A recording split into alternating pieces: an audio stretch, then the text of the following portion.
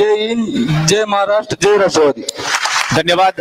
यानंतर शब्दांचे पक्के नेतृत्व आदरणीय दादा, जोरदार टाळ्याने आपण दादांचं स्वागत करायचंय.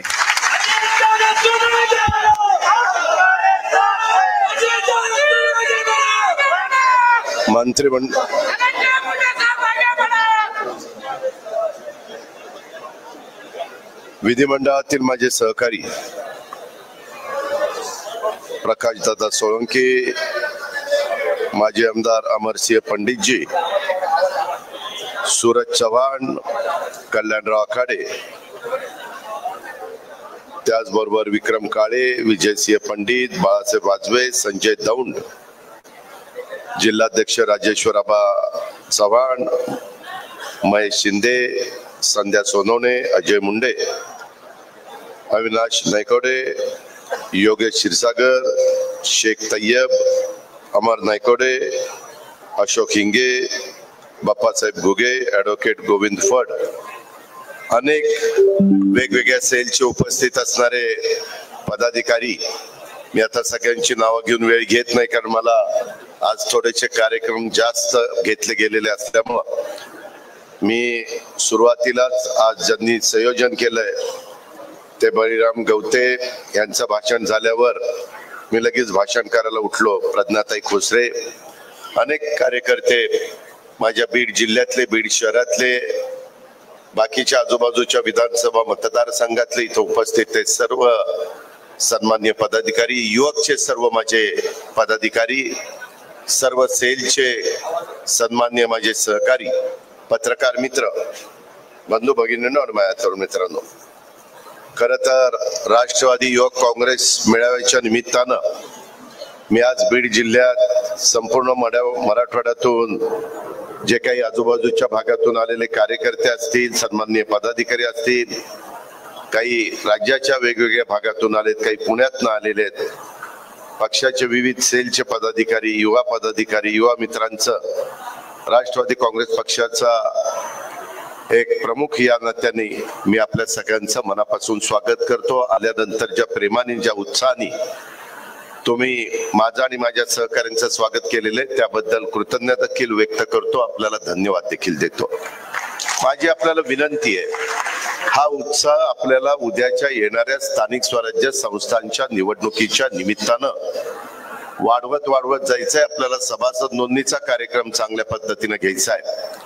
1 मेला आपला महाराष्ट्र दिन आहे, 1 मेला कामगार दिन पण आहे.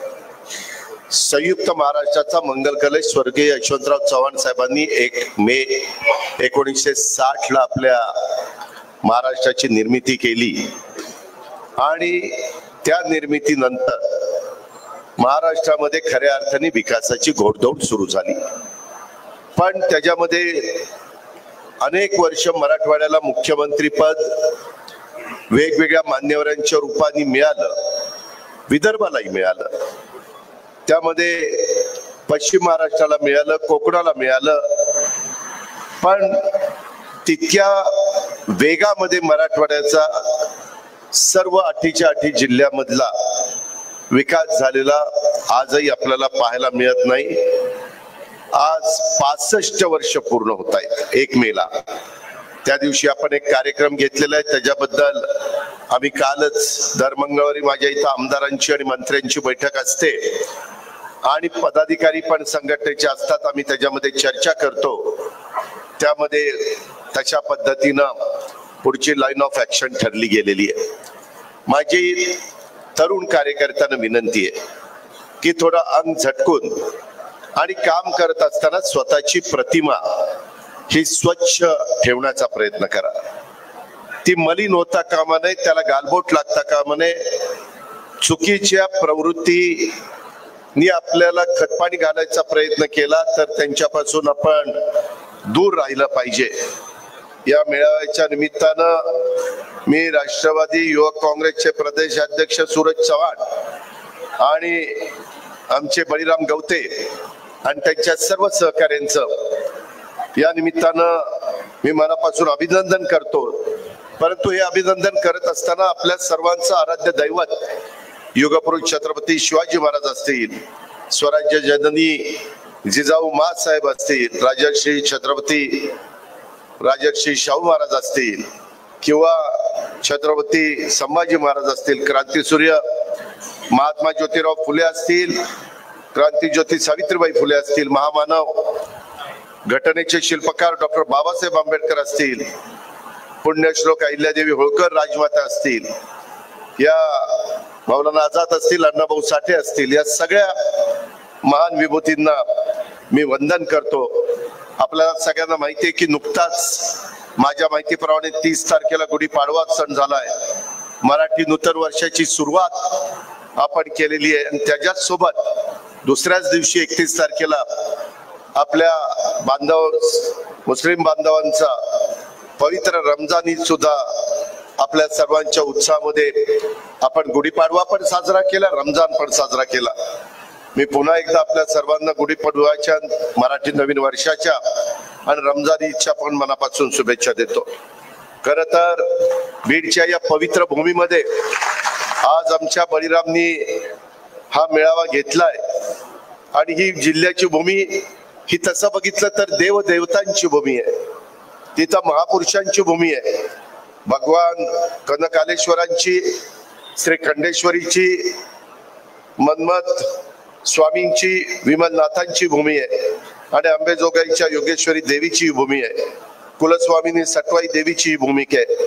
12 ज्योतिर्लिंगापैकी असलेल्या परळी प्रभू वैजनाथाची भूमी आहे. दासोपंत महाराजांची भूमी आहे आणि या समस्त देवदेवतांच्या चरणी मी वंदन करतो. बीड जिल्ह्याचा, महाराष्ट्राचा विकासासाठी काम करत राहण्यासाठी राष्ट्रवादी काँग्रेस पक्षाला बळ दे असं साकडं आपल्या सर्वांच्या साक्षीने मी देवदेवतांच्या चरणी त्या ठिकाणी घालतो. तसं बघितलं तर आपल्या जिल्ह्याचा ऐतिहासिक, पौराणिक, आध्यात्मिक संदर्भ आहे. ह्याला एक वेगळं आगळं अशा प्रकारचं युवकांनो महत्व आहे. रामायणात सीताबाईचं अपहरण होत असताना रावण आणि जटायू यांच्यातील लढाई इतिहासात अशी नोंद आहे की बीडच्या याच भूमीमध्ये झाल्याचं सांगितलं जातं. रावणासारख्या कोणत्याही अपप्रवृत्तींना रोखण्याची ताकद या बीड जिल्ह्याच्या मातीमध्ये आणि बीडच्या माणसामध्ये, हे सुद्धा आपण सगळ्यांनी लक्षामध्ये घेतलं पाहिजे. पण महत्वाचं आहे. मागच्या काही दिवसात काही चुकीच्या आणि बीडकरांची बदनामी करणाऱ्या गोष्टी ह्या आपल्याला थांबवायच्या. त्यासाठी आपल्याला राष्ट्रवादी काँग्रेस पक्षाच्या पदाधिकाऱ्यांनी, कार्यकर्त्यांनी एकत्र येऊन काम करायचं. ते नुसतं अजित पवारांनी भाषणामध्ये सांगून होणार नाही.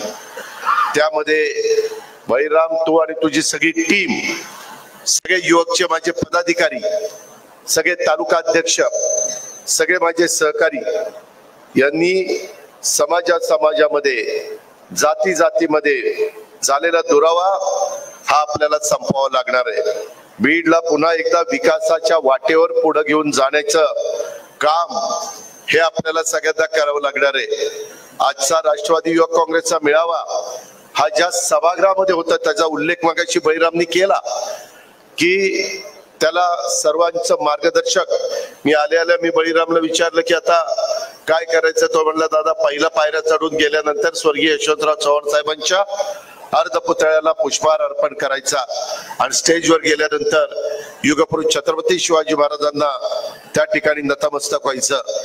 हा निव्वळ योगायोग नाहीये, तर सर्वांचे मार्गदर्शक स्वर्गीय यशवंतराव चव्हाण साहेब आणि त्यांचे विचार या मेळाव्याच्या निमित्तानं आपल्याला पुढे घेऊन जायचंय.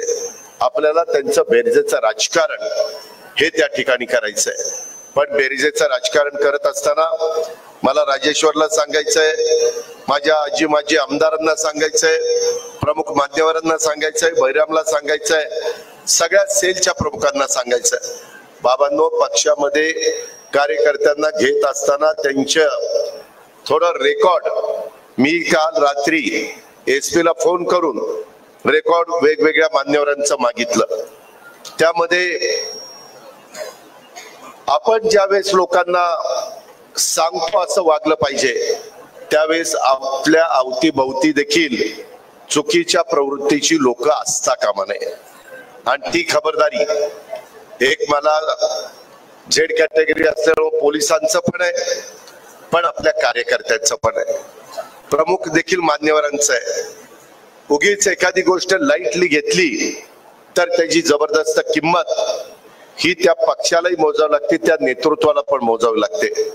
बाबांनो, तसं अजिबात होऊन देऊ नका. त्यामध्ये मी सकाळी आलो तसं योगेशकडं चहा पाणी घेतला, त्याच्यानंतर मी पक्षाच्या कार्यालयामध्ये वेगवेगळी निवेदन स्वीकारली. मी माझ्या पद्धतीने, मला सुदैवाने तुमच्या सगळ्यांच्या मुळे, राष्ट्रवादी काँग्रेस पक्षामुळं, काँग्रेसमुळं, कारण मी सुरुवातीला काँग्रेसचा खासदार झालो आणि नंतर मग 99 पासून राष्ट्रवादीचा झालो. त्याच्यामुळं मला अनेक गोष्टीचा अनुभव आहे. थोडीशे माझ्या भागातल्या पश्चिम महाराष्ट्रातल्या लोकांची कामाची पद्धत आणि मराठवाड्यातली कामाची पद्धत ह्याच्यामध्ये तफावत आहे. त्याच्यामध्ये राजेश्वर आबा सांगत असतो, दादा नाही तिथं असं आहे, तिथं तसं आहे, आमच्या इथं असं असतं, आमच्या इथं तसं असतं. तसं काही नाही, आपण सवय लावू तसं ते घडतं. मी आज येताना माझ्याबरोबर काही सहकारी होते, त्याच्यात मी काही अधिकाऱ्यांना पण बरोबर आणलंय जे पूर्वी इथं काम करत होते. आपल्याला, मला या मेळाव्याच्या निमित्तानं बहिराम पहिलं सांगायचं म्हणजे, त्यांनी मला सांगितलं, दादा इथं मेळावा होणार म्हणून अक्षरशः खुर्च्या तुटलेल्या होत्या. काल आम्ही वेल्डिंग केलं तेव्हा हे तरुण कार्यकर्ते नीटपणे खुर्च्यावर बसले. इतकी दुरावस्था त्या ठिकाणी झालेली आहे. बाकीच्या काही गोष्टी करायच्या, मी त्याचं सर्वेक्षण करायला सांगतो आणि याला जो काही निधी लागेल तो निधी उपलब्ध करून देण्याची जबाबदारी पालकमंत्री म्हणून माझी स्वतःची राहील. त्याबद्दल आपण काही काळजी करू नका. आपल्याला बऱ्याच गोष्टी करायच्या. आज मी ज्यावेळेस आढावा घेणार आहे, मी पुढच्या ट्रिपला येईल त्यावेळेस कदाचित डीपीडीसी घेईल, कदाचित, किंवा त्याच्या पुढे घेईल. मला सुरुवातीलाच डीपीडीसीच्या निमित्तानं काम मला जी योग्य वाटतात ती बदलून करायची, त्या विधानसभा मतदारसंघात करायची आणि ती लगेच त्याला प्रमा द्यायची, टीएस द्यायचा आणि पुढे कामं चालू ठेवायची. मला त्या कामाचा दर्जाही बघायचा आहे. मला इतकी निवेदन आज आलेली आहेत, मी लिहून घेतलंय. कुणाची सीओची आहेत, कुणाची कलेक्टरची आहेत, कुणाची शिक्षण अधिकाऱ्याची आहेत, वेगवेगळ्या, कुणाची पोलीस खात्याची आहेत, अशा अनेक प्रकारची संघटनेची आहेत. ती निवेदन देत असताना आम्हाला निधी द्या, आम्हाला 10 लाख रुपये द्या.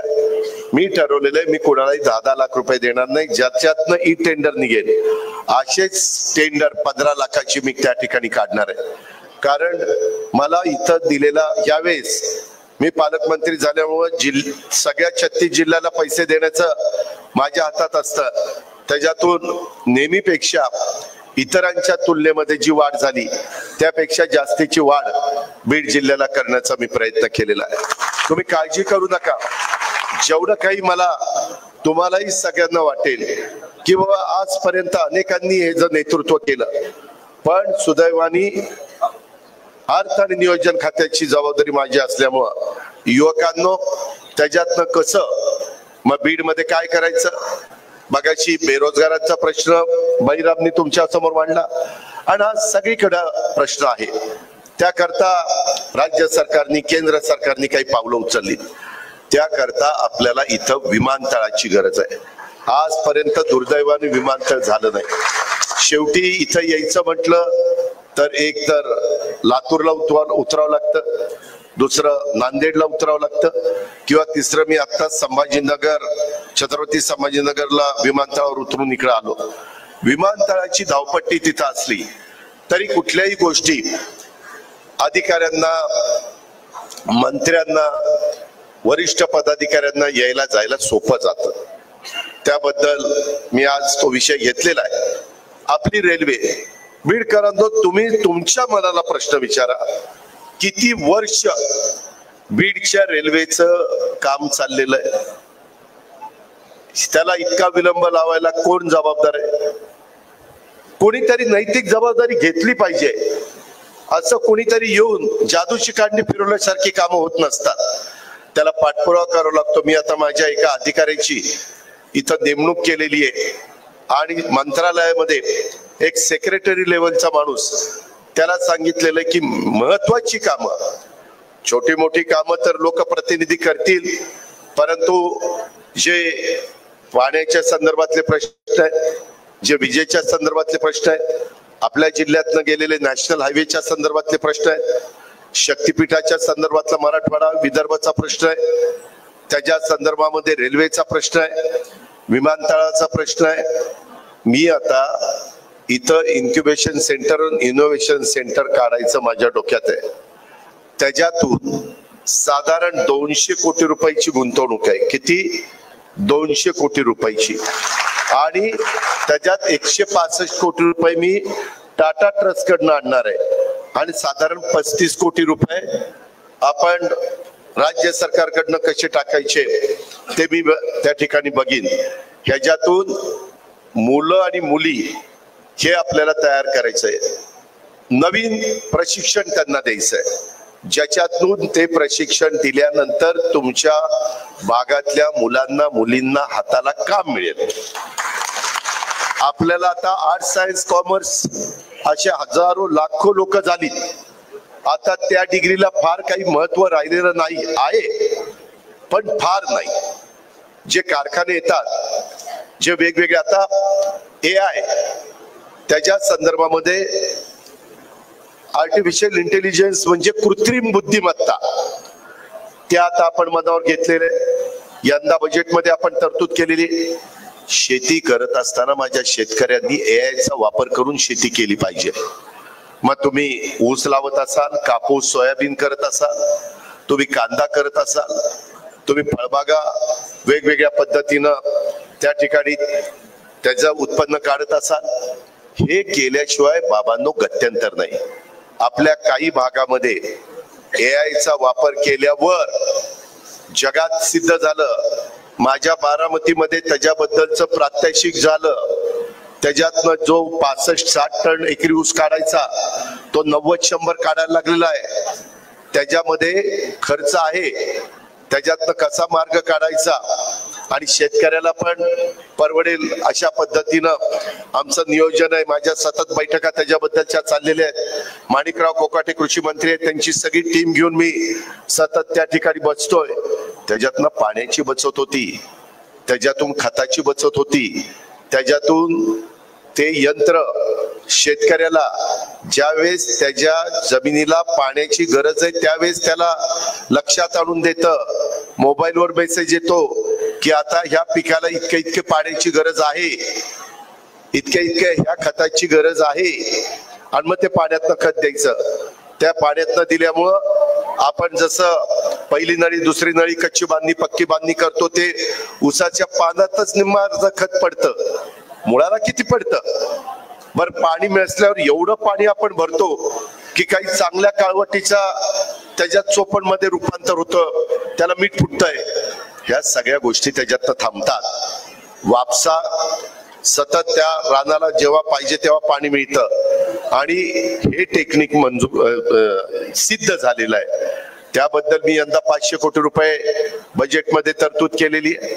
बाबांनो, हे केल्याशिवाय किती दिवस आपण या भागातली अनेक माझी मुलं मुली किंवा जुन्या पिढ्या जाऊन ऊस तोडणारे, बाकीच्यांनी यायचं आम्ही तुमचा ऊस तोडायला जातो, आम्ही हे करतो ते करतो. अरे दुसरं काहीतरी काम दिलं पाहिजे ना. आता टप्प्याटप्प्याने जसं तुमच्या बैल गेलीत, आता जुगाड, तुम्ही काय म्हणता, काही मुंगळा म्हणतात, काही जुगाड म्हणतात, गाडी असते आणि त्याला ट्रॅक्टर जोडला जातो. आता माझे ह्याही भागातले लोक मोठ्या प्रमाणावर तशा वापर करायला लागलेले. त्यामुळं त्यांनाही बैलापेक्षा परवडतं, कारण बैलाला नाही आज खाडा आला तरी चारा घालायला लागतोय, खत त्या खाद्य द्यावं लागते, पाणी द्यावं लागते, देखरेख करावी लागते. तसं ट्रॅक्टरच्या बाबतीत घडत नाही. आता हळूहळू टप्प्याटप्प्यानी हार्वेस्टर पण तयार करण्यात आलेले आहेत. मांजरा सहकारी साखर कारखाना, मला वाटतं विलासराव देशमुखांचं नाव दिलंय ना त्याला, त्या कारखाना 100% हार्वेस्टरनी ऊस तोडतो. तुमच्याच मराठवाड्यामध्ये आपल्या बीडला लागून जो लातूर जिल्हा आहे तिथं ही परिस्थिती आहे. काही वर्षांनी टप्प्याटप्प्यानी मशिनरी येणार, त्यावेळेस त्या मुलांना मुलींना वेगळं प्रशिक्षण देऊन आपल्याला त्यांना स्वतःच्या पायावर उभं करावं लागणार. म्हणून मी मगाशी इन्क्युबेशन सेंटर, इनोव्हेशन सेंटरचा उल्लेख केला. एवढंच नाही, तरुणांनो, युवकांनो, आपण आता सायन्स पार्क आपल्या इथं नाहीये, ते पण आपण त्या ठिकाणी करतोय. त्याच्यामध्ये तारांगण हे मराठी शब्द तोही आपण त्या ठिकाणी करतोय. तरुण मुलांना बाकीच्या भागात, आता मी रत्नागिरीला गेलो तिथं तारांगण आहे, पिंपरी चिंचवडला सायन्स पार्क आहे, इतर वेगवेगळ्या भागामध्ये. मग आपल्या बीड मध्ये का नसावं? जिल्ह्याच्या ठिकाणी केलं जाणार. माझी नेते मंडळींना पण विनंती आहे, विमानतळ हे जिल्ह्याच्या जवळ पाहिजे. काही जणांचं म्हणणं की इथून बीड फक्त 1.5 तासावर आहे. कशाला पाहिजे? आज अजित पवार त्या संभाजीनगरला उतरला, छत्रपती संभाजीनगरला, आणि तिथून इकडे आला, त्याच्यात 1.5 तास वाया गेला. तोच जर मी लवकर आलो असतो तर 1.5 तास अजून मला इथल्या विकास कामाला देता आलं असतं. ही गोष्ट तुम्ही लक्षात घ्या. कधी कधी तुम्हाला वाटेल ह्याच्यात काय विशेष, उद्याच्याला काही उद्योगपतींना आपण गुंतवणूक करायला लावली तर त्यांनी पण विमानाने आलं. आता बहुतेक उद्योगपतींच्याकडे विमान आहेत. सकाळी आलं, त्यांनी त्यांचं काम केलं, संध्याकाळी परत त्यांना पुण्याला जायचं असेल, दिल्लीला जायचं असेल, मुंबईला जायचं असेल, जिथं जायचं असेल तिथं ते जातील. त्यांना ते फार आडवळणी जिल्ह्याचं ठिकाण वाटणार नाही. ह्या मूलभूत गरजा आहेत. हे आता काय ऐशारवी लोकांचं काम राहिलेलं नाहीये. आज लाखो करोडो लोक तुमच्या माझ्या देशातनं प्रवास करतात. आम्ही टप्प्याटप्प्याने नाईट लँडिंग, आता परवा आम्ही बीडला नाही, शिर्डीला सुरू केलं. शिर्डीला काल मोठ्या प्रमाणावर साईबाबाचं दर्शन घ्यायला रात्री विमान आलं. भाविक आल्यानंतर तिथला पण व्यवसाय वाढतो, हॉटेलचा व्यवसाय वाढतो. प्रत्यक्ष वेगवेगळ्या पद्धतीनं अनेक गोष्टी त्या ठिकाणी आपल्याला बघायला मिळतात आणि म्हणून तेही आपण त्या बाबतीमध्ये करतो. आपलं DRM रेल्वेचं सादरीकरण ते पण मी आजच्या मीटिंग मध्ये घेणार आहे. मी CO, त्याच्यानंतर पोलीस अधीक्षक यांचंही सादरीकरण घेणार आहे. त्याच्यामध्ये प्रकल्प संचालक, राष्ट्रीय महामार्ग त्यांचंही सादरीकरण घेणार आहे. आणि स्वामी रामानंद तीर्थ ग्रामीण शासकीय वैद्यकीय महाविद्यालय अंबाजोगाई, इथं काही स्टाफ कमी आहे, तिथं काही इन्फ्रास्ट्रक्चर नाहीये, तिथं ज्या गोष्टी लागतात ते देण्याचा माझा स्वतःचा त्या ठिकाणी प्रयत्न राहणार आहे. मित्रांनो, मी नेहमी महाराष्ट्राला सांगतो, मी कामाचा माणूस आहे आणि त्याच्यामुळं मला काम करायला आवडतं. सकाळी लवकर उठून त्या ठिकाणी मीटिंग घ्यायला आवडतं, आढावा घ्यायला आवडतं, लोकांना भेटायला आवडतं, त्यांची निवेदन स्वीकारून ज्या निवेदनामध्ये तथ्य आहे, कुठेतरी माझ्या एका सहकार्यावर किंवा महिलावर किंवा पुरुषावर अन्याय होतो, तिथेही आम्ही लोकांनी लक्ष घातलं पाहिजे. पण एकमेकाला कमी लेखायचं, कुठेतरी कुणाची तरी कामं हाणून पाडायची, ह्या गोष्टी मात्र कुठेतरी बंद झाल्या पाहिजेत. बाबांनो, माझं आपल्याला स्पष्ट त्या ठिकाणी म्हणणं आहे की एकंदरीतच आपल्याला पुढे जायचं असेल तर आपल्याला बेरजेचं राजकारण करत करत सर्व धर्म समभाव. छत्रपती शिवाजी महाराजांनी हिंदवी स्वराज्याची स्थापना करत असताना जसं 18 पगड जाती 12 बलुतेदारांना घेऊन हिंदवी स्वराज्याची स्थापना केली, त्यात सगळे होते. हे काही जण सांगतात ना असं होतं तसं होतं, अजिबात नाही. महाराजांचा दारुगोळा सांभाळण्याच्या करता देखील अल्पसंख्याक समाजाचे सहकारी होते, सरदार होते. खूप उदाहरणं त्या ठिकाणी आहेत आणि त्यामुळं पिढ्यानपिढ्या आपण वर्षानुवर्ष गुण्यागोविंदाने राहतो. परवा इथं एका ठिकाणी धार्मिक स्थळाच्या तिथं गिलेटिन उडवण्यात आलं. ही विकृती आहे. कशा करता हे वाद घालतात? अहो, याच्यात तुला नोकऱ्या पाहिजे का एकमेकाच्या मध्ये तेढ निर्माण करायची? यांनी काही होणार नाही. आता चौकशा चालल्या त्या पारदर्शकपणे चाललेल्या आहेत. वेगवेगळ्या पेपरला बातम्या येतात, त्या बातम्यात किती विश्वास ठेवायचा, काय ठेवायचा ते तुमचं तुम्ही ठरवा. त्यांना बातम्या देण्याचा अधिकार आहे कारण ते चौथा स्तंभ आहे. आणि तुम्हालाही प्रत्येकाचे विचार ऐकण्याचा अधिकार आहे, पण ते करत असताना एकंदरीत समाजामध्ये एकोपा राहील, समाजामध्ये कुठेही अंतर पडणार नाही, ह्या पद्धतीनं तरी काम हे या निमित्तानं झालं पाहिजे. एकंदरीतच हे काम करत असताना माझी तुम्हाला विनंती आहे की राष्ट्रवादी युवक काँग्रेसच्या माझ्या कार्यकर्त्यांनी, सूरज असेल, बळीराम असेल किंवा बाकीचे सगळे माझे सहकारी असतील, युवकांचे प्रश्न, बेरोजगारी, शिक्षण, व्यवसाय, शेतकऱ्यांच्या समस्या यावर काम करण्याच्या करता स्थानिक पातळीवर युवकांचं संघटन हे नीट असलं पाहिजे. मला आता काही कार्यकर्ते भेटले की दादा आम्हाला पण बीडच्या परिसरामध्ये काही चांगल्या गोष्टी कराव्याशा वाटतात आणि त्यांनी केल्या. त्यांनी मला आता निवेदन दिलं. अशांना मी प्रोत्साहन देईन. हे काम केलं पाहिजे. अधिकाऱ्यांनी अधिकाऱ्यांचं काम केलं पाहिजे, नेत्यांनी त्यांचं काम केलं पाहिजे, परंतु एक जबाबदार नागरिक या नात्याने आपण पण आपले आपले काम मार्गी लावली पाहिजे. गाव पातळीवर, जिल्हा पातळीवर, तालुका पातळीवर युवा नेतृत्व आपण घडवलं पाहिजे. लोकांच्या पर्यंत पक्षाचा विचार आपण पोहोचवला पाहिजे. लोकांच्या समस्या फक्त ऐकून चालणार नाही, तर त्यावर कार्यक्षम उपाय करण्याचा प्रयत्न करा. मी त्याबद्दल युवकांना, बळीरामला सांगेन की तुम्ही जे काही चर्चा कराल, तुम्हाला एखादी गोष्ट गंभीर वाटली नाही, पालकमंत्र्याच्या कानावर घालायला पाहिजे, त्यावेळेस मी आल्यानंतर मला त्याच्याबद्दलची निवेदन द्या. मी अधिकाऱ्यांनी घेऊन ते प्रश्न कसे मार्गी लावायचे ह्या प्रकारे आपण ते प्रश्न मार्गी लावू. त्याच्यामध्ये एकंदरीतच प्रचार, प्रसार आणि संघटन मजबूत करण्यासाठी डिजिटल प्लॅटफॉर्मचा पण वापर आपण केला पाहिजे, पण तो चांगल्या कामाकरता केला पाहिजे. काय वेळेस मी बघतो ते मीडियाचा वापर, सोशल मीडियाचा विशेषतः, त्याच्यातून एखादी व्यक्ती कुठल्या समाजाची असेल तर दुसऱ्या समाजाच्या माणसाने त्यांच्या व्हॉट्सअपवरून त्याला काहीतरी शिवीगाळ करायची, काहीतरी चुकीचं बोलायचं, व्हॉट्सअप पाठवायचे. हे करू नका. मी आज देवेंद्र फडणवीस मुख्यमंत्री आहेत, एकनाथराव शिंदे उपमुख्यमंत्री आहेत, मी उपमुख्यमंत्री आहे. त्याच्यामुळं महायुतीच्या कार्यकर्त्यांनी आता आमचे नेते पदावर बसलेले आहेत, कोण आमचं काय करणार आहे असलं मनात आणू नका. त्यामध्ये आता टेक्नॉलॉजी एवढी पुढे गेली, तुम्ही जर एखादा व्हॉट्सअप कुणाला केला आणि नंतर तो डिलीट केला, तुम्हाला वाटेल मी डिलीट केला, आता काय कुणाला कळतंय. तुमचा फोन ताब्यात आल्यानंतर घेतल्यापासून जे व्हॉट्सअप डिलीट केले ते सगळे रेकॉर्ड येते, ते सगळे फोटो काय असतील ते येत आहे, सगळे मेसेजेस तिथे येतात.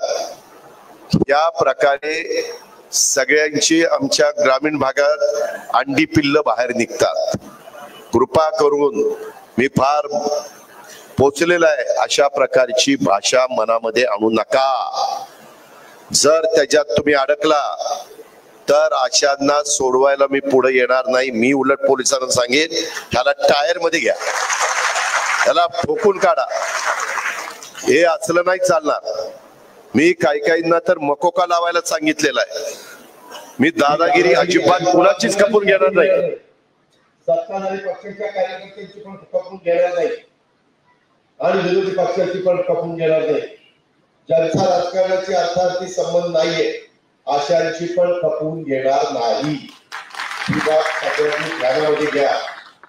वेगवेगळी बाहेर निघताय त्याची तपासणी जातील, त्याच्यात तथ्य आहे का नाही हे पाहिलं जाईल. उगीच काही कुणाची बदनामी करण्याचा प्रयत्न केला गेला तर तोही खपून घेतला जाणार नाही. परंतु कुणी जर चुकीचंच वागत असेल आणि ते धागेदोरे लांबपर्यंत पोहोचत असतील तर तिथं पण पाठीशी घालण्याचं काम केलं जाणार नाही. प्रसार आणि प्रचार आणि संघटन मजबूत करत असताना पक्षासाठी निस्वार्थीपणे तुम्ही काम करा. पक्षाच्या धोरणांशी प्रामाणिकपणे राहा. सदस्य नोंदणीचा अभियान 1 मे महाराष्ट्र दिन राष्ट्रवादी काँग्रेस पक्षाच्या कडनं ते चाललेलं आहे. आणि संयुक्त महाराष्ट्राचा 65 वर्ष पूर्ण होत असल्यामुळं आपण महाराष्ट्र महोत्सव पण साजरा त्या ठिकाणी करतोय. त्याचाही कार्यक्रम आपण केलेला आहे. त्याच्या पद्धतीनं मी बऱ्याचदा कार्यकर्ते येतात, माझ्याकडे निवेदन देतात, इतकं जोशात बोलतात, आमचं हे आमचं ते. इथनं पुढं त्यांनी किती सभासद नोंदणी केली पण तेही विभागणार आहे. तुम्ही जर संघटनेचे पदाधिकारी म्हणून अधिकारवाणीनं तुमचा पालकमंत्री म्हणून माझ्याकडे काम करून कामाला येणार असाल तर जो माझा कार्यकर्ता आहे, इतरांना तर कॉमन मॅनला विचारायचं कारण नाही, कारण मी सगळ्यांचा पालकमंत्री. पण माझा कार्यकर्ता, आमची महिला, आमची युवती आमच्यावर अधिकार दाखवत असेल, तिनं दाखवलं पाहिजे, पण तिचंही काम तेवढंच तडफेचं असलं पाहिजे. उद्याच्याला मलाही कळलं पाहिजे की नाही, त्यांनी 1000 सभासद केले, 500 सभासद केले. ह्या पद्धतीनं संघटना त्या ठिकाणी वाढत असते. कारण पुढं जिल्हा परिषद, तालुका पंचायत, नगरपंचायत ह्या ज्या निवडणुका आहेत, माझ्या माहितीप्रमाणे आपल्या बीड जिल्ह्यात एकही महानगरपालिका नाही का, एकही नाही. पुढं कधी बीडचं पॉप्युलेशन वाढलं तर बीड महानगरपालिका होईल.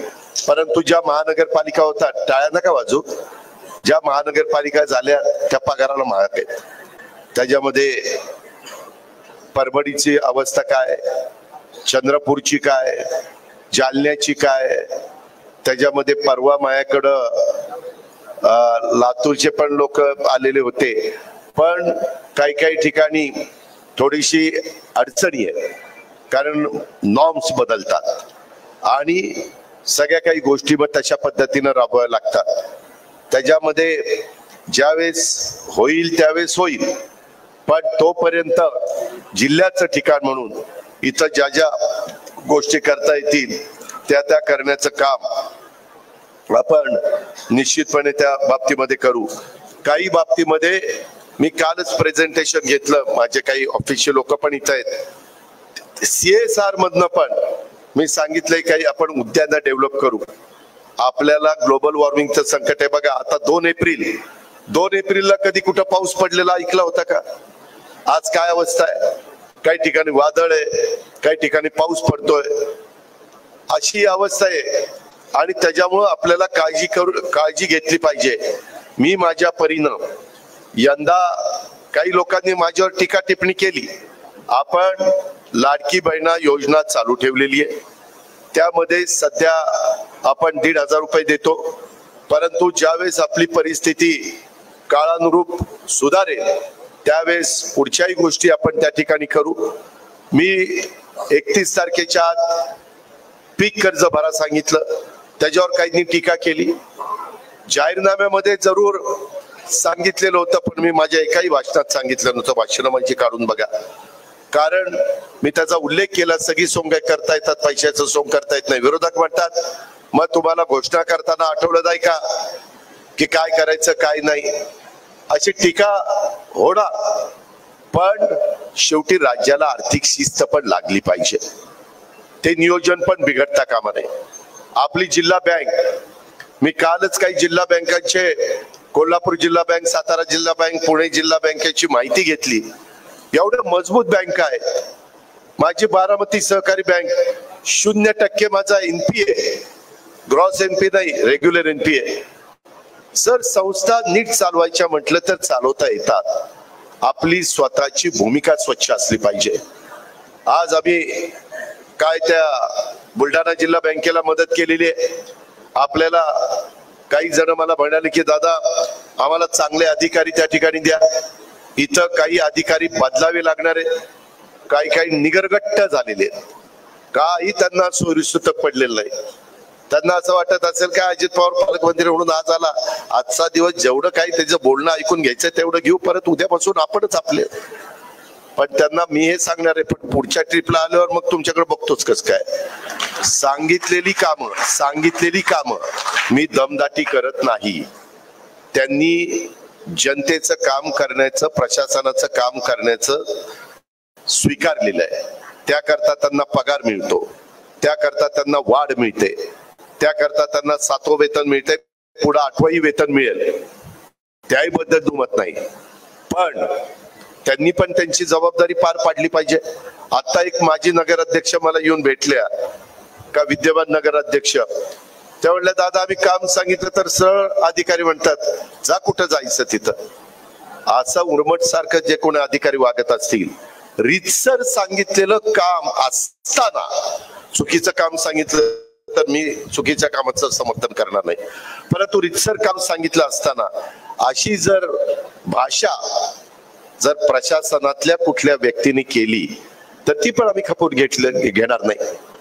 काही अधिकारी बरेच वर्षानुवर्षे इथंच बसलेत, इथल्या इथंच बांधल्या.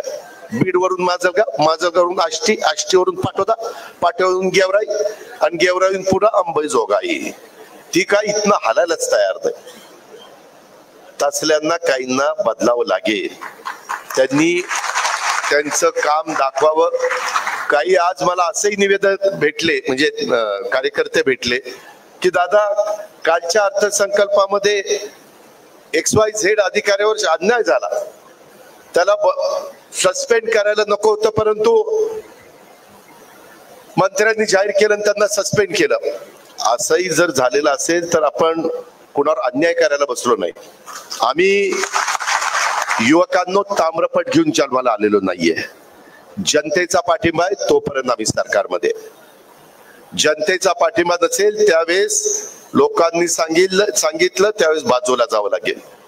पण पाठिंबा आहे तोपर्यंत तरी योग्य पद्धतीनं तर काम झालं पाहिजे. रिझल्ट ओरिएंटल काम ज्याला म्हणतात ते तर झालं पाहिजे. आणि म्हणून तशा पद्धतीनं पुढे जाण्याचं काम आपण सगळेजण मिळून या निमित्तानं करू. इतर अनेक बाकीच्या पण बऱ्याच गोष्टी आहेत, मी ते प्रेसला नीटपणे त्या ठिकाणी सांगेन. पण युवकांनो, दिवस उद्याचे तुमचे आहेत, कारण नव्या चेहऱ्यांना, तरुण रक्ताला वाव मिळाला पाहिजे, हे माझ्यासारख्या कार्यकर्त्याची मनापासूनची भावना आहे. मी देखील अतिशय तरुण वयामध्ये मला पक्षामुळं खासदारकी, आमदारकी, राज्यमंत्रीपद, मंत्रीपद, उपमुख्यमंत्रीपद, मी तर म्हणजे अतिशयोक्ती करत नाही, पण मला तुम्ही सगळ्या जनतेनी, महाराष्ट्रानी आणि आमदारांनी 6 वेळेला उपमुख्यमंत्री केलं. मला नाही वाटत परत कधी कोण मायेचा लाल या राज्याचा 6 वेळेला उपमुख्यमंत्री. खोटं नाही सांगत, ही वस्तुस्थिती आहे. पण नुसतं 6 वेळेला उपमुख्यमंत्री असून उपयोग काय, त्याचं रिझल्ट पण मला देता आले पाहिजे. आणि त्याच्यामुळं आता बघा, मी मागे तुमच्याकडे पालकमंत्री म्हणून येऊन मीटिंग घेतल्या, लगेच काय नाही, 1 महिना झाला अजित पवार बीड मध्ये आला नाही. अरे तिथं बसून मी बजेट करत होतो, 7,20,00,000 बजेट केलं. किती? एकाने येऊन मी तर 7,20,00,000 आकडा काढून दाखवा. 7 मराठीत नाही, अंकामध्ये, म्हणजे अक्षरी नाही, मराठीत नाही, मराठीतच, पण अक्षरी नाही, अंकामध्ये. 7,20,00,000 कशाला म्हणता? आज हे सगळं करत असताना काही गोष्टी निवडणुकीच्या आधी इतक्या मोठ्या प्रमाणावर वेगवेगळ्या जाहीर करण्यात आल्या, तिथं कुठंतरी समन्वय साधला गेला पाहिजे. त्याच्यामध्ये राज्याचं भलं झालं पाहिजे, केंद्राचा निधी आला पाहिजे, वर्ल्ड बँकेचा निधी आला पाहिजे, वेगवेगळ्या प्रकारे कमी व्याजाने जपानचा निधी जायकाचा मिळतो, अशा अनेक बाबी आहेत, तो निधी आला पाहिजे. काल ज्योतिराजे शिंदे यांच्या बरोबर मुख्यमंत्री, आम्ही दोन्ही उपमुख्यमंत्री बसलो होतो. त्याच्या संदर्भामध्ये जे काही काम आहे ते संचार मंत्रालयाचं काम सगळीकडे कसं आपल्या महाराष्ट्राला चांगलं देता येईल, नितीन गडकरींच्या मदतीने राष्ट्रीय महामार्ग केंद्राचा कसा पैसा येईल. यंदा केंद्राने बजेटमध्ये 1.25 कोटी रुपये बिनव्याजी 50 वर्षाच्या परतफेडीनं द्यायचं ठरवलंय. किती? 1.25 कोटी देशाला आहे. पण त्याच्यामध्ये आमचा तिघांचा प्रयत्न, तिघ म्हणजे कोण? देवेंद्र, मी आणि एकनाथराव, की ते बिनव्याजी 50 वर्षाच्या परतफेडीनं, 50 वर्ष त्याला व्याज नाही, 1.25 कोटी, त्याच्यातले उद्या 15-20 हजार कोटी रुपये आपल्या राज्याला आणायला आम्ही यशस्वी झालो तर आपल्या राज्याचा फायदा नाही का? त्याच्या संदर्भामध्ये काही PPP मॉडेल असतात, त्याचा फायदा आपल्याला करून घ्यायचा नाही का? जर आपण शिल्कीमध्येच काम करायचं म्हटलं तर आपली हयात जाईल. लोकांना काम पण लवकर पाहिजे, रिझल्ट पण पाहिजे, आणि त्यामुळं आपलं असणारं स्थूल उत्पन्न त्या प्रमाणात आपल्याला कर्ज काढता येतं, आणि त्या नियमामध्ये राहून जे काही कर्ज काढता येईल ते कर्ज काढून आम्ही आपलं उत्पन्न पण वाढवण्याचा प्रयत्न करतोय. याही गोष्टीचा विचार आपण सगळ्यांनी करा. इथं राखेच्या संदर्भात बोललं जातं, ते राख कलेक्ट करणारी गँग, वाळू गँग, भूखंडवाली गँग, सगळे गँगच आहे तिकडं. पण ते गँग आता सुतासारख्या सरळ करायचे त्यांना, त्याच्यामध्ये त्याला इलाज नाही. तुम्ही घाबरू नका, तुम्ही चुकूही नका, पण तुम्ही कोणाच्या दबावाला घाबरू नका. त्या संदर्भात आज पण आता बऱ्याच गोष्टी मी एक्साईजच्या सेक्रेटरीला पण आणलेलं आहे.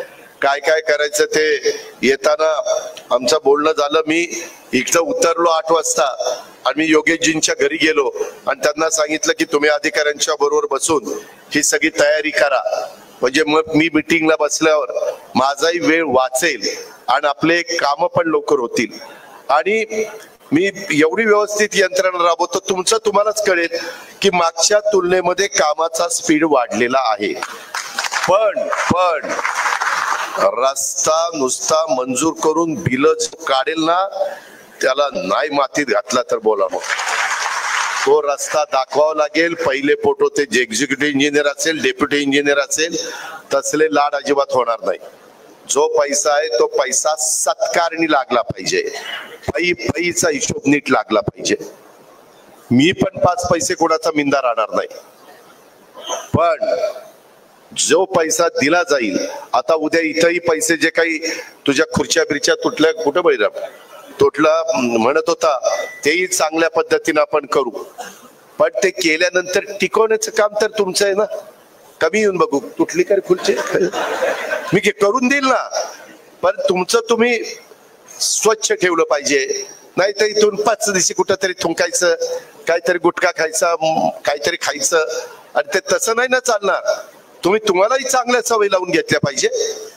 कुठं बाहेर गेलं की काहीतरी मी तर मला शाल घातली ना, त्या ह्याच्या शाली असतात ना आमच्या पंढरपूरला टाकतात तशा जरीच्या, त्याच्यातला कागद तसाच. हार आणला ना, ते पिशवी असते तिथेच मी पहिली ती पिशवी उचलतो. मी आता उचलायला सुरुवात केल्यावरती लाज गाजत नाही, दादा राहू द्या, दादा राहू द्या. मग तुला मी उचलेपर्यंत कळलं नाही का तुझी अक्कल कुठं घाण टाकली होती. नका ना आणू, शाली आणू नका, टोप्या घालू नका, मला त्याच्यामध्ये हार घालू नका. येऊन नुसता नमस्कार करा, तो मला प्रेमाचा वाटेल. पण भला मोठा हार, जेवढा मोठा हार तेवढी भीती वाटते. यायला काहीतरी याने कुठं तरी मारली, काय मारली ती बघा तुम्ही. आणि त्याच्यामुळं ते हाराचा बोजा आहे आता आपल्या मानगुटावर. सुरती चिन्ह काही देऊ नका. कर्म धर्म संयोगाने, आई बापाच्या कृपेने, चुलत्याच्या कृपेने बरंच चांगलं चाललंय आमचं. काही देऊ नका, फक्त प्रेम द्या. माझा नमस्कार घ्या, तुमचा नमस्कार करा, पायाही पडू नका. मी जाहीरपणे सांगतो, आजचे पुढारी पाया पडण्याच्या लायकीचे नाही. ज्याच्या पाया पडतात त्याची हिस्ट्री आठवा. अरे म्हणाल मी कुणाच्या पाया पडलो, कुणाच्या पाया पडलो. आई बापाच्या पाया पडा ना, गुरूंच्या पाया पडा. तुम्हाला जो गुरु म्हणून शिकवतो त्याच्या पाया पडा ना. पूर्वी यशवंतराव चव्हाण, वसंतराव नाईक मोठी माणसं होती, आबाळ एवढी मोठी माणसं होती. त्यांच्या पुढे नतमस्तक होऊ ना. छत्रपती शिवाजी महाराज आहे, संभाजी महाराज आहे, राजमाता जिजाऊ आहेत, बाबासाहेब आंबेडकर आहे, महात्मा फुले आहेत, मौलाना आझाद अण्णाभाऊ साठे, महान युगपुरुष होऊन गेले. किती महिला, किती जणांची नावं घेऊ. पण ह्याच्यामध्ये जे फार म्हणजे वाईट वाटून घेऊ नका युवकांनो. मी तुम्हाला हे तरुणांच्या करताय बरं का, तुम्ही तुमच्या की तुम्ही त्या संदर्भामध्ये उगीच पाया पडत, मग त्याच्यात लाचारी पत्करल्यासारखं वाटतं. का पाया पडायचं? आपण असं नमस्कार करू ना. आपण पूर्वी काय म्हणायचो, राम राम किंवा नमस्कार म्हणायचो का नाही, सलाम वालेकुम, काय हरकत आहे? आपण सगळ्या जाती धर्माचा आदर केला पाहिजे, कुणाचाही आपण त्या ठिकाणी मनात आडी ठेवता कामा नये. ही पण माझ्या तुम्हाला सगळ्यांना सांग, मला खूप बोलण्यासारखं आहे, परंतु मला बळीराम, तू आणि तुझ्या प्रत्येक बाकीच्या कार्यकर्त्यांनी किती सभासद केले, पुढच्या वेळेस पासून ते पण सांगितलं पाहिजे. वेगवेगळ्या सेलनी काय केलं, त्याच्यामध्ये बाकीच्या कमिट्या करताना जे आमचं सूत्र आहे त्या पद्धतीने मी कमिट्या करीन. म्हणजे राष्ट्रवादीला किती, भाजपला किती, शिवसेनेला किती, डीपीसीचा पण निधी कुणाला किती, हे एक सूत्र आम्ही ठरवलेलं आहे एक शिस्त लागण्याकरता. त्याच्या बाहेर मी त्या ठिकाणी जाणार नाही. पण ते करत असताना मी ती कामाची यादी पण बघणार. मला निधी देण्याचा अधिकार जसा आहे तसं कुठल्या कामाकरता निधी संबंधित लोकप्रतिनिधी मागतायत ह्याची पण मी शहानिशा करणार आणि त्याला त्या ठिकाणी मान्यता देणार. अशा पद्धतीनं आपण काम करत त्या ठिकाणी राहू. अतिशय उत्तम पद्धतीनं आपण आता सूरज चव्हाणांचे पण दौरे चाललेले आहेत. वेगवेगळ्या रक्तदान शिबिर, समाजोपयोगी उपक्रम हे राष्ट्रवादी युवक काँग्रेसने राबवले पाहिजेत. त्याच्यामध्ये युवा जागर अभियान हे पण आपण त्या ठिकाणी युवकांच्या समोर वारंवार जाऊन अधोरेखित केलं पाहिजे. आणि दुसरं, जे प्रवक्ते असतात ना बोलणारे, त्यांनी फार तोलून मापून बोला बाबा. उगीच काहीतरी असं काहीतरी बोलून कुठल्या समाजाला राग येईल किंवा तो समाज आपल्या पक्षावर नाराज होईल असलंही वक्तव्य करण्याच्या भानगडीत पडू नका. आम्हाला पण ते दांडकं घेऊन येतात, हा दादा तुमचं काय म्हणणं आहे, अरे थांब ना जरा माहिती घेऊन आहे, तुमचं काय म्हणणं आहे. जरा माझ्या सारख्याला पण मी उपमुख्यमंत्री असलो तर माहिती घेतल्याशिवाय सहसा बोलत नाही. आणि आता मी दुधाचे पण पैसे मगाशी सांगायचं राहिलं, जवळपास 7 रुपये लिटरनी बहुतेकांचे पैसे सोडले, काही थोडेसे राहिलेत ते पण लवकरच त्या ठिकाणी देतोय. जिथं जिथं माझ्या शेतकऱ्याला मदत लागेल तिथे तिथं महायुतीचं सरकार तुमच्या पाठीशी आहे. पण तुम्हाला पण आम्ही वेळोवेळी जे मार्गदर्शन करू, जो सल्ला देऊ, जे आव्हान करू, त्या प्रकारे तरुणांनो ह्या कानाचं ऐकून त्या कानाचं सोडू नका. तुम्हालाही गावोगावी जाऊन ते समजून सांगावं लागणार आहे, तर आपली संघटना मजबूत होईल. तर तुम्हाला उद्या जिल्हा परिषद, तालुका पंचायत, नगरपालिका, नगरपंचायत ह्यामध्ये नेतृत्व करता येईल. ह्याच्यातनच नेतृत्व तयार होतं, हे पण आपण सगळ्यांनी लक्षात घ्या. आईच्या पोटात कुणीच शिकून येत नाही, जन्माला आल्यानंतरच एक एक दिवस. आम्ही आज देखील जरी आमचं वय इतकं झालेलं असेल तरी देखील आम्ही रोज काही शिकण्याचा प्रयत्न करतोय. नवीन नवीन रोज शिकता येतं. मग मीच सर्व गुण संपन्न आहे असं पण समजण्याचं काही कारण नाही. आणि पदाधिकाऱ्यांनी पण माझा कार्यक्रम ह्यांनी हाणून पाडला, कुणी कुणाचा कार्यक्रम हाणून पाडत नाही. तुम्ही कार्यक्रम घेत चला, त्याच्यामध्ये जे कार्यक्रम आम्हाला द्यायचे ते आम्ही देऊ. पण ह्यांनी कार्यक्रम हाणून पाडला, त्यांनी कार्यक्रम हाणून पाडला असं काय डोक्यात आणता. चांगला विचार करा ना. साधू संतांनी काय सांगितलेलं आहे त्याचं जरा आचरण करा आणि निर्व्यसनी राहा, ते एक महत्वाचं आहे. नाहीतर काय मग ते खरं नाही. ह्या पद्धतीनं बाबांनो आपण पुढे जाऊ. बळीराम, तुम्ही आणि तुमच्या सगळ्या सहकाऱ्यांनी चांगला कार्यक्रम त्या ठिकाणी आयोजित केलेला आहे. पाठपुरावा करत चला. मी सगळ्यांना सांगेल, स्टेजवरच्या आणि तुम्हाला पण, ज्या प्रेसला मी गोष्टी सांगेल, माझ्या तर ऑफिसला मी पाठपुरावा करायला लावीनच, पण तुम्ही देखील वेगवेगळ्या प्रकारचे जे काही प्रश्न आहेत आणि काही बाबतीत माझ्याकडे अशा तक्रारी आलेल्या आहेत की दादा तिथं तुम्ही कामाचा दर्जा तपासा स्कॉड पाठवून. काही इतक्या बेकार कामं चाललेली आहेत ते मी स्कॉड पाठवून तपासणार. जो कॉन्ट्रॅक्टर असेल, भले तो अजित पवारच्या जवळचा असला तरी तो चुकीचं काम करत असेल तर त्याला आम्ही काळ्या यादीमध्ये टाकणार, ब्लॅक लिस्टला टाकणार. कारण हा पैसा मंजूर करून आणताना खूप त्रास होतो. हे साधं गणित नाहीये. आता तुम्हाला पशुसंवर्धन कॉलेज पण 550 कोटी रुपयाचे दिलेले आहे. 550 कोटी. तुम्ही आता मी पालकमंत्री झाल्यापासून मी ती लिस्टच बनवणार आहे काय काय म्हणजे बीड, कारण बीड जिल्ह्याच्या लोकांनी माझ्याकडनं खूप अपेक्षा व्यक्त केलेल्या आहे.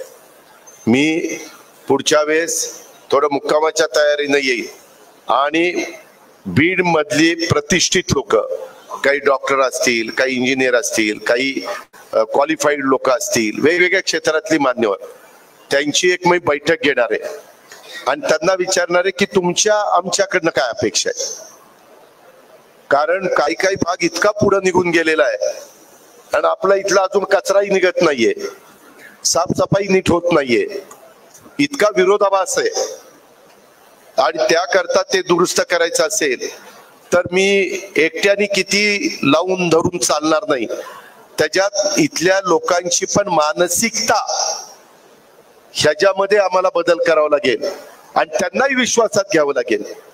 त्यांनाही असं वाटतं का मला ज्याला येतो काय सांगतो पुढारपण करतो निघून जातो. त्यांचाही शहराकरता काही म्हणणं असेल ना, त्यांचाही वेगवेगळ्या मतदारसंघाकरता काही मनात त्यांचं विजन असू शकतं. तुम्ही युवक बसलेला आहे, तुमचंही काही असू शकतं आणि जे तुमचं योग्य असेल ते मी पण त्याचं स्वागत केलं पाहिजे. मी पण अधिकाऱ्यांना सांगितलं पाहिजे हे सांगतोय बरोबर आहे. मी त्यावेळेस सगळे अधिकारी ठेवले हजर, सगळे मी जिथं जातो तिथं कलेक्टर, SP, CO, वेगवेगळे PWD, इरिगेशन हे सगळे अधिकारी तिथं हजर ठेवतो. का तर मग तिथल्या तिथं आपल्याला निर्णय घ्यायला सोपं जातं. ह्या पद्धतीनं मित्रांनो आपण पुढे जाऊ. आता अजून मला काही ठिकाणी जायचंय आणि वेळेमध्ये कार्यक्रम झाले तरच माझ्या पुढच्या मला वाटतं 2 वाजल्यापासून 5 वाजेपर्यंत का 1:30 वाजल्यापासून 5-5:30 पर्यंत मी मीटिंग घेतलेली आहे. आणि एक करा बाबांनो, एकदा निवेदन दिलं ना, निवेदन वाचून पहिलं द्या. त्याच्यात इतक्या चुका असतात, मग त्याला म्हणलं नाही असं का नाही दादा मी तशीच सही केली. अरे वाचून सही कर ना, तशीच सही कशी केली. आणि मोबाईल नंबर देत चाला. तुमचा मोबाईल नंबर असला तर त्या कामाचं काय झालं माझं ऑफिस तरी किंवा मी तरी सांगू शकतो, किंवा त्या कामात काही अडचण आली तर तुम्हाला फोन करू शकतो. अरे निवेदन दिलंय, काही तर गावाचं नाव नाही, तालुक्याचं नाव नाही, जिल्ह्याचं नाव नाही, आमका रस्ता ते करा. अरे पण इथलं काही फक्त बीडचं काम नाही, मुंबईत गेल्यावर सगळी कागद तिथं घेऊन बसावं लागतं. त्यामुळं नीटपणे अक्षर स्वच्छ काढा. नसेल चांगलं तर ज्याचं असेल त्याच्याकडनं लिहून घ्या, पण वाचता येईल असं लिहा. काही वेळेस मी आता पण एक महिला आली, तिला विचारलं काय, ती पण सांगत नाही दादा मी न वाचताच दिलं तुम्हाला. असलं करू नका, 2दा वाचून द्या, परंतु वाचून दिलेलं जास्त चांगलं. मला तुम्हाला जाता जाता एवढंच सांगायचं, यंदा आम्ही महत्वाचे कामं मराठवाड्याच्या संदर्भातली कोकणातील उल्हास आणि वैतरणा नद्यांच्या खोऱ्यातलं 54.70 TMC पाणी गोदावरी खोऱ्यात वळवण्याचा प्रकल्प आपण हाती घेतोय. काल गेवराईच्या आमच्या विजयसिंह पंडितनं 1 KTवरचं बॅरेज मध्ये रूपांतर, कुठे विजय बरोबर ना, तो एक प्रकल्प त्यांचा होता आणि एक बीड आष्टी पाटोदा शिरूर तिथले 2 होते. आपण टप्प्याटप्प्याने ते करतोय. आता 3 प्रकल्पाला काल आम्ही मान्यता कॅबिनेटने दिलेली आहे, पण ती कामं मात्र चांगली झाली पाहिजे.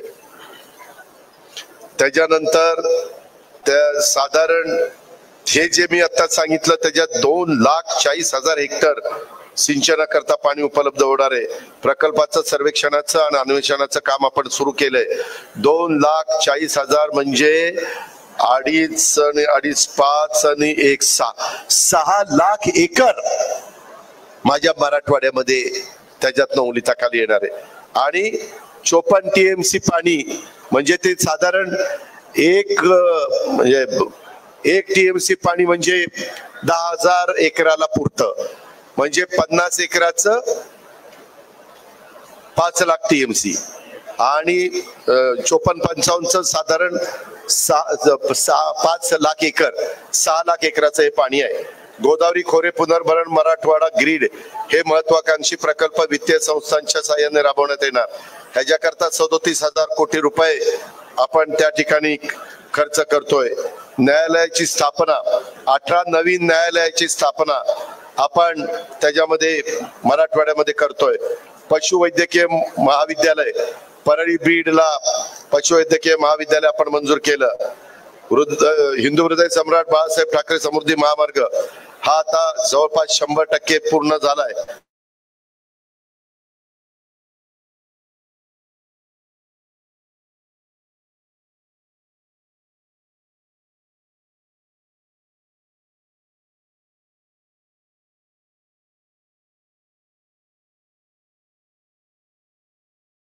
अशा गोष्टी आपण करतोय. मला दुसरं एक तुम्हाला सांगायचंय, ह्यामध्ये तुम्ही काहींनी पुढाकार घ्या. मी त्याच्यामध्ये चांगल्या चांगल्या लोकांचं व्याख्यान हे पण शेतकऱ्यांच्या करता आपण त्या ठिकाणी ठेवू शकतो, ज्याच्यातून चांगले विचार ऐकले तर त्याच्यात तुम्हालाच कामामध्ये मदत होणार आहे. ह्याही गोष्टी आपण सगळ्यांनी लक्षात घ्या. अशा बऱ्याच गोष्टी आपल्याला करायच्यात. मी तुम्हाला स्वप्न दाखवत नाही, आपल्याला काम करायचंय. मी माझ्या मतदारसंघात केलेलं आहे, माझ्या जिल्ह्यात मी केलेलं आहे. मी जिथं जिथं साधारण लक्ष घालू शकलो तिथं तिथं मी केलेलं आहे. प्रकाशराव, अमरसिंह, विजय सिंह यांना विचारा.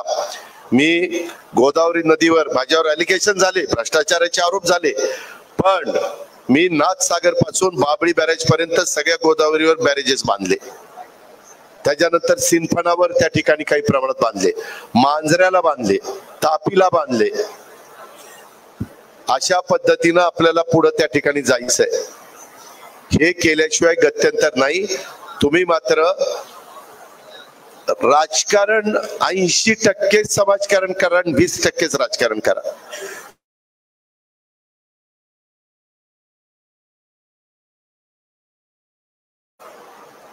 तसलं करू नका.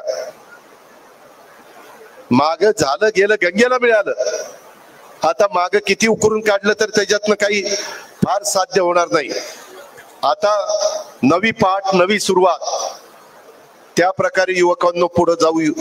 वडीलधाऱ्यांनी साथ द्या, आया बहिणींनी साथ द्या, लाडक्या बहिणींनी साथ द्या, आणि या प्रकारे आपला जेवढा काही कायापालट करून घेता येईल तेवढा कायापालट. बळीराम, तू आणि तुझी सगळी युवा टीम आणि माझा अख्खा बीड जिल्हा यांनी सगळ्यांनी त्या ठिकाणी करावी.